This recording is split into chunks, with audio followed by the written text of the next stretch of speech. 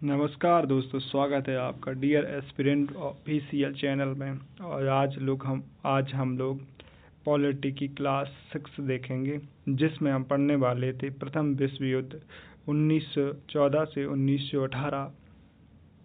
तो आज शुरुआत करते हैं प्रथम विश्व युद्ध से। ठीक है।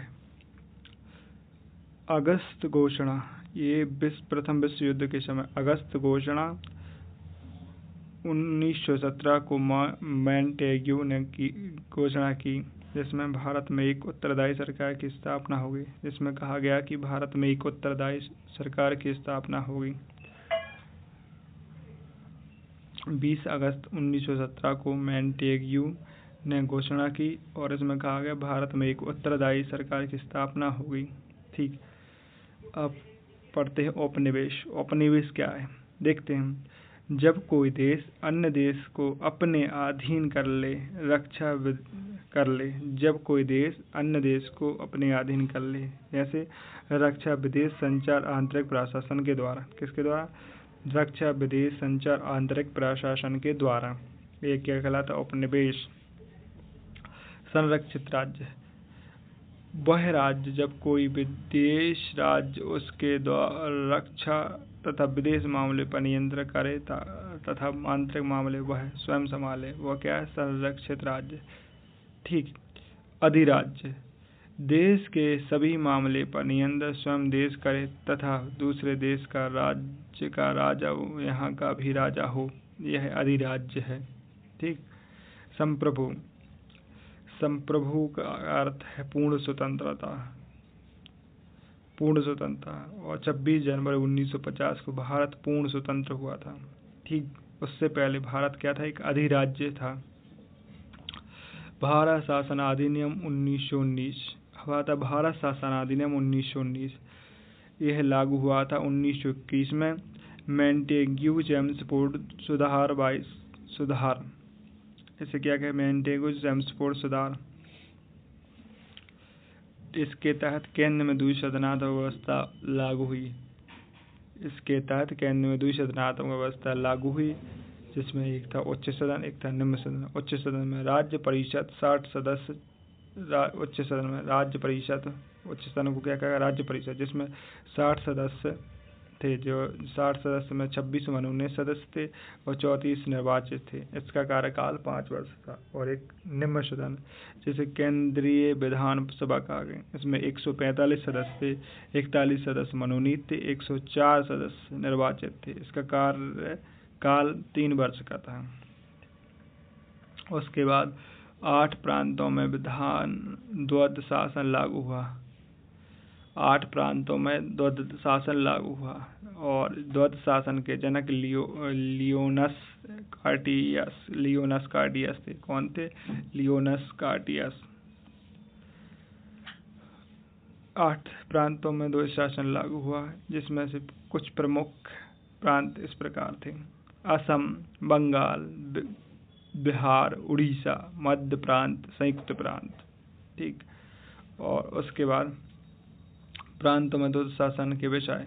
प्रांतों में द्वैध शासन लागू हुआ, उसमें प्रांतों में द्वैध शासन के विषय इस प्रकार थे: आरक्षित विषय में था बिजली, गैस, वित्त, न्याय, प्रशासन, पुलिस, सिंचाई। और कानून, वाइसराय प्लस कारकानी वह व्यवस्था के प्रति उत्तरदायी नहीं हो गई। इसमें कानून कौन बनाएगा? कानून बनाएगा वाइसराय और प्लस कारकानी, और वह व्यवस्थापिका के लिए उत्तरदायी नहीं हो गए। ठीक। और हस्तांतरित विषय, जिसमें थी शिक्षा, स्वास्थ्य, कृषि, स्वशासन। और कानून कौन बनेगा? वाइसराय प्लस भारत मंत्री। इसके अंतर्गत व्यवस्थापिका के प्रति उत्तरदायी होंगे। इसके अंदर क्या होंगे? व्यवस्थापिका के प्रति उत्तरदायी होंगे। ठीक। आगे देखते हैं। सांप्रदायिक निर्वाचन मंडल का विस्तार किया गया। सिखों, ईसाइयों, यूरोपीय, एंग्लो इंडियन। सांप्रदायिक निर्वाचन मंडल का विस्तार किया गया, जिसमें सिख, ईसाई, यूरोपियन और एंग्लो इंडियन शामिल किए गए। प्रथम बार महिलाओं को वोट का अधिकार मिला। सीमित मताधिकार मिला, परंतु सीमित। भारत 1919 के एक्ट से भारत का जो 1919 का एक्ट था वो 1921 में लागू हुआ, पहले ही बता चुका हूँ मैं। विश्व में महिलाओं को अधिकार, मताधिकार, ठीक है, कुछ इम्पोर्टेंट पॉइंट है, इनको नोट कीजिए। 1893 न्यूजीलैंड में विश्व में महिलाओं को मताधिकार सबसे पहले 1893 में न्यूजीलैंड में। आगे देखते हैं। लोक सेवा आयोग का गठन, इस एक्ट से लोक सेवा आयोग का गठन हुआ, जिसके अध्यक्ष थे स्टिलगट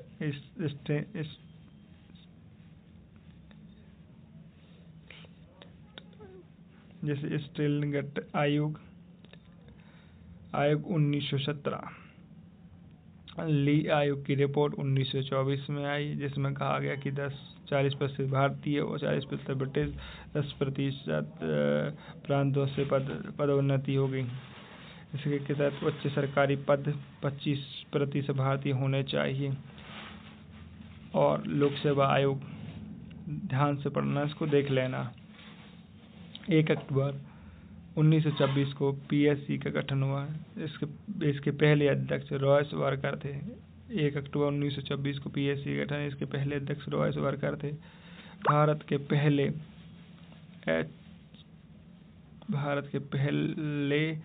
पीएससी के अध्यक्ष एच.के. कृपलानी थे। ठीक। मॉन्टेगू चेम्सफोर्ड रिपोर्ट के अनुसार 1/3 भारतीय थे। इसे पहले एफपीएससी का नाम था, 1935 में लिखा, और इसके बाद यूपीएससी नाम 1950 में पड़ा इसका। भारत परिषद के वेतन ब्रिटेन से दिए जाएंगे। सदस्य कितने थे? 12 से 14 सदस्य कर दिए। भारत परिषद में 8 से 12 सदस्य कर दिए गए। भारत परिषद में वेतन ब्रिटेन से दिया, और जिसमें 8 से 12 सदस्य कर दिए गए। ठीक। भारत सचिव की सहायता के लिए हाई कमिश्नर की नियुक्ति की गई। भारत सचिव की सहायता के लिए हाई कमिश्नर की नियुक्ति की गई, और जिसमें 10 वर्ष बाद एक वैधानिक आयोग के गठन की बात की गई। इसमें 10 वर्ष बाद एक वैधानिक आयोग के गठन की बात भी की गई। गठन 1927 साइमन आयोग 1919 के एक्ट की जांच के लिए आया था। साइमन आयोग का गठन 1927 में साइमन आयोग 1919 के एक्ट की जांच के लिए आ गया था। इस रिपोर्ट इसने 1928 में दी थी। और गोलमेज सम्मेलन भी देख लो। गोलमेज सम्मेलन 1930, 1931, 1932 में रिपोर्ट पर चर्चा हुई। इसमें साइमन की रिपोर्ट पर चर्चा हुई। गोलमेज सम्मेलन में भारत की तरफ से इस गोलमेज सम्मेलन में नेहरू रिपोर्ट 15 अगस्त 1928, जिन्ना का 14 सूत्रीय रिपोर्ट गोलमेज सम्मेलन में आया। 1933 में व्हाइट पेपर जारी हुआ।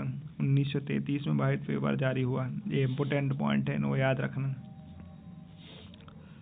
भारत शासन अधिनियम 1935 धारा 321। भारत शासन अधिनियम 1935 में कुल धाराएं थी 321, कुल अनुसूचियां 10 थी। नेहरू ने गुलामी का नया चार्टर कहा। इसको भारत शासन अधिनियम 1935 को नेहरू ने गुलामी का नया चार्टर कहा। अखिल भारतीय संघ नहीं बना पाया था। इसके अंतर्गत अखिल भारतीय संघ नहीं बन पाया था। इसमें अखिल भारतीय संघ क्या था, इसको देखते हैं। अखिल भारतीय संघ के तहत बनना था, तो जिसमें कहा गया था कि ब्रिटिश प्रांत 11 होंगे, कमिश्नरी क्षेत्र 6 होंगे, देसी रियासत 56 होंगे। और इसी के तहत केंद्र में 2 शासन की शुरुआत हुई। आरक्षित हस्तांतरित, केंद्र में 2 शासन की शुरुआत हुई, जिसमें आरक्षित वसाहती और हस्तांतरित वसाहती। प्रांत में 2 शासन खत्म हुआ। इस एक्ट से प्रांतों में 2 शासन खत्म हुआ। प्रांतों को स्वायत्तता दी गई, अर्थात वो स्वयं अपने कानून बना सकते हैं, वह स्वयं कानून बना सकते हैं, है ना। प्रांतों में सरकारों का गठन किया गया। 1937 में प्रांतीय चुनाव हुए। 1558 1937 में प्रांतीय चुनाव हुए, 1585 सीटें थीं, जिसमें कितनी थी? 1585 सीटें, तथा 482 सीट पे मुस्लिम आरक्षित थे, 707 पर कांग्रेस। 5 प्रांतों में बहुमत की सरकार बनी। ये सरकार 18 माह तक चली, बाद में इस्तीफा दे दिया और 22 दिसंबर 1939 को मुक्ति दिवस मुस्लिम लीग ने बनाया। किस दिन? इस्तीफा के दिन मुस्लिम लीग ने बनाया मुक्ति दिवस। ठीक है। उसके बाद द्वितीय विश्व युद्ध आता है, और द्वितीय विश्व युद्ध की कहानी हम अगली क्लास में पढ़ते हैं। इस क्लास को यहीं समाप्त करते हैं। क्लास अच्छी लगे तो कमेंट में जरूर बताना। धन्यवाद।